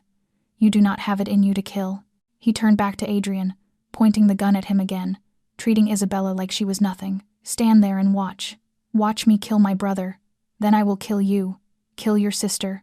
Smother that screaming infant. Kill everyone you love." "Isabella, run!" Adrian shouted. But Isabella did not run. She remembered the nights in jail, the fists of other inmates, the tear-soaked face of Lucia in that video, Emma's desperate cries. She remembered everything Marcus had done, not only to her but to Emma, to Adrian, to all of them. And she was not a good person. She was someone who would do anything to protect the people she loved. Isabella squeezed the trigger. The gunshot exploded through the warehouse like thunder. The bullet tore into Marcus's right shoulder, knocking him backward, the pistol flying from his hand. Blood sprayed, dark and wet against the gray concrete. Marcus screamed and hit the floor hard. One hand clamped over the wound as he gritted out, You bitch," and tried to crawl toward the gun where it had skidded.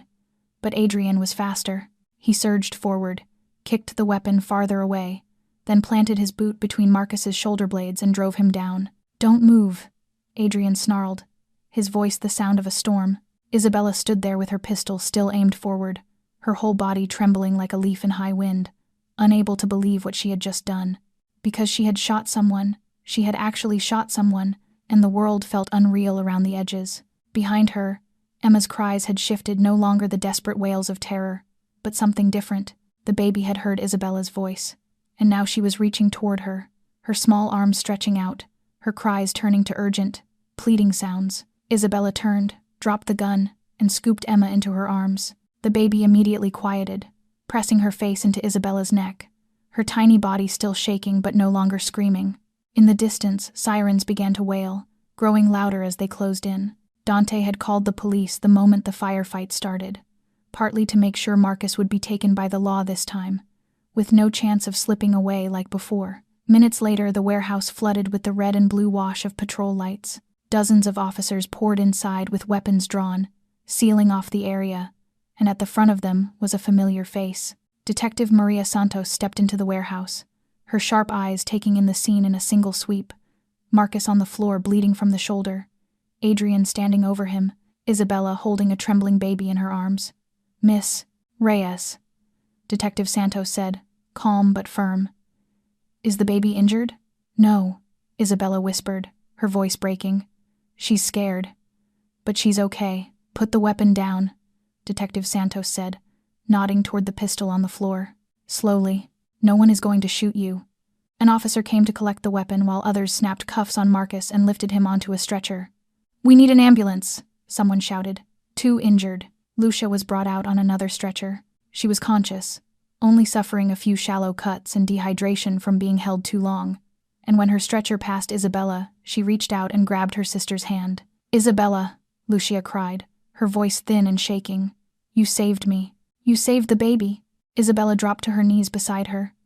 Emma still clutched against her chest, tears pouring. "Are you okay? Does anything hurt?" "I'm okay," Lucia whispered. "I was just scared. But you came. You always come." They wheeled Lucia toward the ambulance, and Isabella tried to follow, but Detective Santos stopped her. "Miss Reyes, I need to speak with you for a moment." Isabella's heart tightened. She had shot a man. Even if it was defense, even if it was to save someone, she could still be charged. She could be sent back to jail. But what Detective Santos said next made Isabella go still. With Karen Mitchell's statement and the new evidence of Marcus Valenti's plot, Detective Santos said, her tone formal, "I'm glad to tell you that all previous charges against you have been fully dismissed. Your record will be cleared. As for tonight, you acted within lawful self-defense in protection of multiple lives, including an infant. No charges will be filed." Isabella stood there, unable to believe she had heard it. Cleared. Clean. The nightmare that had dragged across the last months of her life had finally ended. Detective Santos gave her a curt nod and turned away to direct the other officers. Around Isabella, people rushed in every direction, the ambulance pulling out, officers collecting evidence, medics bandaging the wounded, but Isabella could not move. She stood in the middle of the chaos as if her feet had been nailed to the floor. Emma still pressed against her chest, the baby's breathing finally evening out into exhausted sleep. And then, as the adrenaline drained out of her body, everything crashed in at once. She began to shake. Her whole body shook uncontrollably, as if live current were running through her bones. Her knees buckled and she started to fold, but she couldn't fall. She had Emma. She had to protect Emma. "I shot someone," she whispered, her voice breaking into fragments. "I shot someone. And then, strong hands steadied her, one arm wrapping around her waist, another hand coming to rest protectively on Emma's back. "Adrian, it's okay," he said, his voice low and warm in her ear. "You're okay. You did the right thing. I shot. You saved me." Adrian cut in, his arm tightening around her. "You saved Lucia. You saved Emma. You stopped him from killing all of us. You have nothing to regret," Isabella cried, tears streaming down her face while Emma slept against her chest, and Adrian held them both there in the middle of the chaos, not caring about the looks from the officers around them, not caring about anything except the woman coming apart in his arms and the daughter safe between them. This was not an embrace of simple gratitude, not an embrace of ordinary comfort. This was the embrace of two people who had walked through hell and survived, the embrace of two people who needed each other more than anything else in the world, the embrace of a family that had almost been destroyed and was now, somehow, still standing. They stood like that for what felt like forever, until the noise around them softened, until Isabella's tears began to run dry, until her heartbeat finally started to steady again, until Emma shifted in her sleep and let out a soft, content sigh. Then Adrian bent close, his mouth near her ear, and he whispered, rough with feeling, "Don't leave. We need you." Isabella did not answer. She didn't know what words could hold everything between them, the grief, the harm, the wounds, the forgiveness still unfinished, but she did not let go either. She tightened her grip on Emma, leaned into Adrian's chest, and let herself be held for the first time in a very, very long time. A week had passed since the nightmare at the warehouse. Marcus was in custody now, awaiting trial on a long list of charges: kidnapping, conspiracy to commit murder, even assault against an infant, and this time he would not slip away. Lucia was recovering well, and, at Serena's invitation, had moved in temporarily at the Valenti estate. Emma's bright babbling had returned, the night terrors fading night by night, her tiny face lighting up every time she saw Isabella walk into the room. Everything seemed to be settling back into something like normal, and yet between Adrian and Isabella the air had changed completely. They no longer avoided each other the way they once had, but they also did not dare step too close, and every time their eyes met they both looked away too quickly, the memory of that embrace still branded into them like a burn that would not fade. Isabella knew she could not stay. She had thought about it for nights on end, lying awake in the warm apartment, staring at the ceiling and asking herself what she was doing. She loved Emma. There was no denying that, and she had begun to feel something for Adrian too, even if she did not want to admit it. But his world was not her world, guns and violence and enemies hiding in the dark, and she could not live like that for the rest of her life. That morning Isabella packed. Not much, only a small suitcase with a few changes of clothes and the handful of keepsakes she owned. She had told Lucia her decision, and even though her sister did not agree, Isabella would not bend. She wrote a letter for Emma, to be read to her someday when she was old enough to understand, explaining that Isabella had to go, but would always love her, because she did not know if she had the courage to say goodbye face to face. She had barely stepped out of her apartment when Adrian was there, as if he had been waiting. "Where are you going?" he asked, his eyes dropping to the suitcase in her hand. Isabella took a deep breath. "I'm leaving, Mr. Valenti. I left my resignation on the table." "Why?" "Because I don't belong in your world," Isabella said, forcing her voice steady even as her heart hammered out of control. "I'm an ordinary woman. I want an ordinary life. No guns, no enemies, no fear that tomorrow someone will try to kill the people I love again." She held his gaze. "You've repaid me enough. Lucia is alive. My name is cleared. We're even." She stepped past him, but Adrian's voice stopped her. "Isabella." She turned back, and what she saw pinned her in place. Adrian Valenti, the feared Chicago Mafia boss no one dared look in the eye, was down on his knees in front of her, kneeling in the hallway, in front of a woman who had once been nothing more than a maid in his house. "What are you doing?" Isabella gasped, panicked. "Get up. If someone sees you, I don't care who sees," Adrian said, looking up at her with a sincerity she had never seen in anyone. "I know I don't deserve it. I know what I did to you is unforgivable. I hit you. I locked you up. I almost destroyed your life because of my blindness and my pride." He paused and drew a breath as if he had to gather courage to go on. "But you changed me. You taught me how to be a father. You gave Emma what I never could. You saved my life when I didn't deserve saving. And every day I'm near you, I become a better man." He took her hand, that rough, calloused hand of a man who had killed, now trembling like a child's. "Please give me a chance to make it right. Not once, not for a year, but for the rest of my life. I want to spend my life making it up to you, proving I can become the kind of man who deserves you." Isabella stood there as tears rose in spite of her, looking down at the man on his knees, and inside her two forces battled fiercely. One was the past, the bruises, the jail nights, the fear and humiliation, and the other was the present, that honest look, the warmth of his arms that night at the warehouse, the feeling of being needed, of being loved, of being valued. "Sister." Lucia's voice came from behind. Isabella turned and saw her standing with Serena, both of them watching with hope in their eyes. "You deserve to be happy," Lucia said. "You spent your whole life sacrificing for me. Now it's time you live for yourself." "Miss Isabella," Serena added, her voice sincere. "My brother isn't perfect. He's done a lot of wrong. But I've never seen him look at anyone the way he looks at you. You changed him. Please give him a chance." Isabella looked down at Adrian, still kneeling there, his eyes holding all the vulnerability he had never allowed anyone else to see. And she spoke slowly, her voice trembling.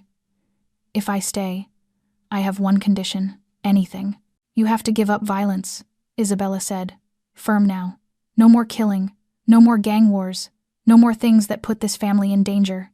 You have to turn this empire into legal business. I don't want to live with the fear that one day Emma will lose her father, or that I will lose." She stopped before she could finish, but Adrian understood. "For you, I will do anything," he said without hesitation. "I will change everything. I will rebuild from the ground up. I will become the man you and Emma deserve." Isabella searched his eyes for deception, for any reason to refuse, and found none. Only truth, only longing, only a love she never believed she would receive. She let the suitcase slip from her hand. "Get up," she whispered, choked with tears. Adrian rose, taller than her by nearly a head. Yet in that moment he looked like a man being saved. He lifted his hand and touched her cheek, his fingers trembling. "Thank you," he breathed, and then he leaned down, and their mouths met, the first kiss, gentle and sweet, and full of everything they could not say. Isabella closed her eyes and let herself fall into it, letting the past fade, letting the pain loosen, leaving only the present and the man holding her. From down the hallway came a sound, Emma's excited babbling, growing louder as the nanny carried her toward them. The moment Emma saw Isabella, her whole face lit up, her tiny arms reaching out, her voice rising in that familiar, precious sound. "Ma, ma, ma, ma." The nanny brought her close, and Isabella took her, feeling Emma's small body settle against her chest with a contented sigh, the baby's fingers immediately tangling in Isabella's hair. Adrian wrapped his arms around both of them, and for a moment the three of them stood there in the hallway, holding each other. "We're a family now," Adrian said softly, looking at Isabella with eyes full of wonder. "Aren't we?" Isabella looked down at Emma, then looked at Adrian, and for the first time in her life she felt like she belonged somewhere. "Yes," she said, her voice thick with feeling. "We're a family now." 18 months later, the Valenti estate was no longer the cold fortress of Chicago's infamous Mafia boss. Its ashen walls repainted a warm cream, fresh flowers blooming in the garden where barbed wire fences and dense security cameras once dominated, and the bright laughter of a toddler echoing through the hallways. chasing away the gloom that had hung over the place for years. Adrian Valenti had kept his promise. 80% of his empire converted into legitimate business. From real estate to a chain of high-end restaurants and technology investment projects, with the remainder in the midst of restructuring. Dante was still his right hand, but now, instead of holding a gun, he held folders and managed business projects. Chicago's underworld whispered about the transformation of Boss Valenti, but no one dared say it to his face, some calling him weak until they fell silent the moment they realized Adrian still had more than enough power to protect his family. He simply no longer wanted to use violence. Today was the most special day of Isabella Reyes's life. She stood before the mirror in a pure white wedding gown, simple yet elegant, chosen by Serena herself, her black hair pinned up and dotted with a few small white blossoms.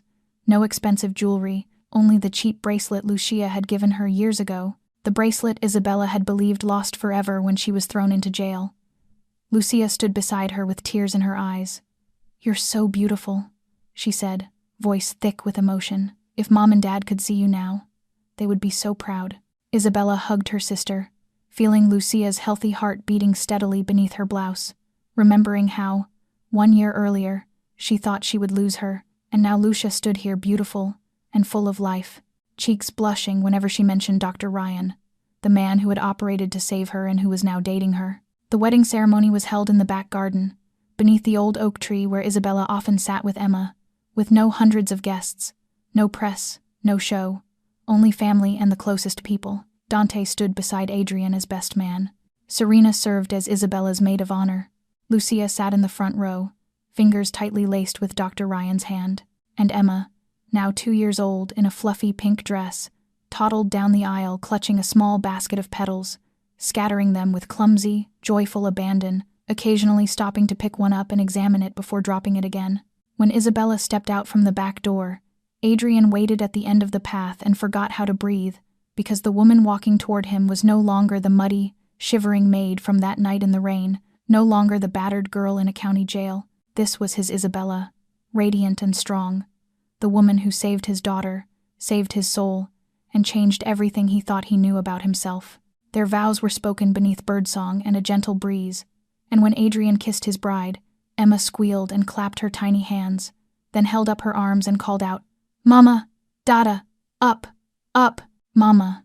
The name Emma had been calling Isabella for months now, ever since her first real word had tumbled out of her mouth one morning at breakfast, and Isabella had cried for an hour afterward, but they were tears of happiness. Adrian scooped Emma up with one arm while keeping the other around Isabella, and the three of them stood there together, a family forged not by blood but by choice, by sacrifice, by love. The reception after the ceremony was intimate and filled with laughter. Serena gave a moving speech about the woman who changed her brother and brought happiness to the whole family. The 20-year-old newly graduated from law school with top honors, declaring she would devote her career to protecting the vulnerable, people like Isabella who had once been treated unjustly with no one standing on their side. In the middle of the celebration, Isabella rose and tapped her glass lightly to draw everyone's attention. "I have an announcement," she said, her voice trembling with emotion, looking at Adrian, then down at Emma, sitting on her father's lap, playing with his tie. "Emma, you're going to have a baby brother or sister." The entire garden erupted in cheers. Emma looked around with wide, curious eyes, not quite understanding but catching the excitement. "Baby?" she repeated, pointing at Isabella's belly. "Baby?" "Yes, sweetheart," Isabella said, kneeling down to her level. "A baby. You're going to be a big sister." Emma's face split into the brightest grin, and she leaned forward to press a sloppy kiss against Isabella's stomach. "Baby," she declared with satisfaction. Adrian stood stunned for a moment, then lunged forward to hold his wife, his eyes wet, and for the first time in his life he did not try to hide his tears in front of anyone. "Thank you," he whispered into Isabella's ear. "Thank you for everything." That evening, after the guests had gone and Emma slept soundly after a long day, Isabella walked alone into the back garden and stopped by the garden path near where the old bins used to stand. The area was now filled with blooming hydrangeas, no longer the cold, dark corner it had been on that fateful night nearly 2 years ago. She remembered the instant she lifted the lid, remembered the terrifying stillness of the baby lying among the refuse, remembered the infant's weak heartbeat fluttering against her chest as she pressed Emma's tiny body against her own skin and begged life to return. She also remembered Adrian's slap, the night in the basement, the 2 weeks of hell in jail. And strangely, those painful memories no longer hurt her now. They were simply part of the road that brought her here, to the family she never dared dream she could have. Strong arms wrapped around her from behind, Adrian's familiar warmth covering her like a blanket. "What are you thinking about?" he asked, his chin resting on her shoulder. "I'm thinking about that night," Isabella answered. "The night I saved Emma." "You changed everything," Adrian said, voice low and full of gratitude. "Without you, I would still be that monster, living in darkness and not knowing what love is." Isabella turned in his arms and looked up at the man who had gone from enemy to husband. "No," she smiled. "I just did the right thing. I saw a baby who needed saving, and I saved her. I didn't think about consequences or rewards. I only did what my heart told me." She placed a hand on her belly, where a small life was growing day by day, and life gave me a reward bigger than anything I ever dared to imagine. Adrian kissed her forehead, then her lips, then knelt to kiss her belly. "Daddy loves you," he whispered to the unborn baby. "Daddy loves your mother, and Daddy will spend his whole life protecting this family." From the house, Emma's voice rang out, not words exactly, but the unmistakable sound of a toddler who had woken up and wanted attention. "Mama! Dada!" Isabella and Adrian looked at each other and laughed. "The princess is calling," Isabella said. "Let's go," Adrian answered, taking his wife's hand and leading her back toward the warmly lit house. And as they walked, the garden lights glittered under the moon as if it were smiling, blessing this small family overflowing with love. Sometimes, the people the world throws away are the ones with the greatest hearts. Isabella did not save Emma to be repaid. She saved her because it was what she had always wished someone would do for her when she was small, when she was a lonely orphan in a cold children's home. And in the end, after all the pain and trials, she found the family she had deserved for a long time. This story teaches us that kindness is never wasted. Even when doing the right thing brings temporary suffering, the universe will find a way to repay a compassionate heart. It also reminds us that people can change. Adrian was once cruel and blind, but Isabella's love and patience helped him reclaim the humanity he had lost. And most of all, the story shows that family is not always the people who share your blood. Family is the people who choose to love one another, protect one another, and stand together through every storm. My dear friends, this is where the story ends.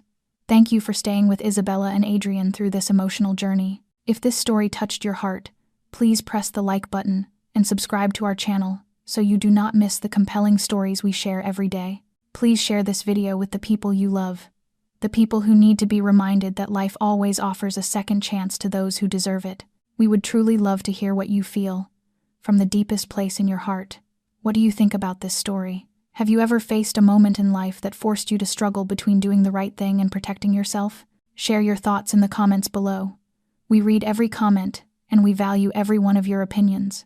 Wishing everyone watching this video good health, a joyful life, and peaceful days. Keep your faith in kindness, because sometimes one small act can change an entire life. Goodbye, and we will see you again in the next video.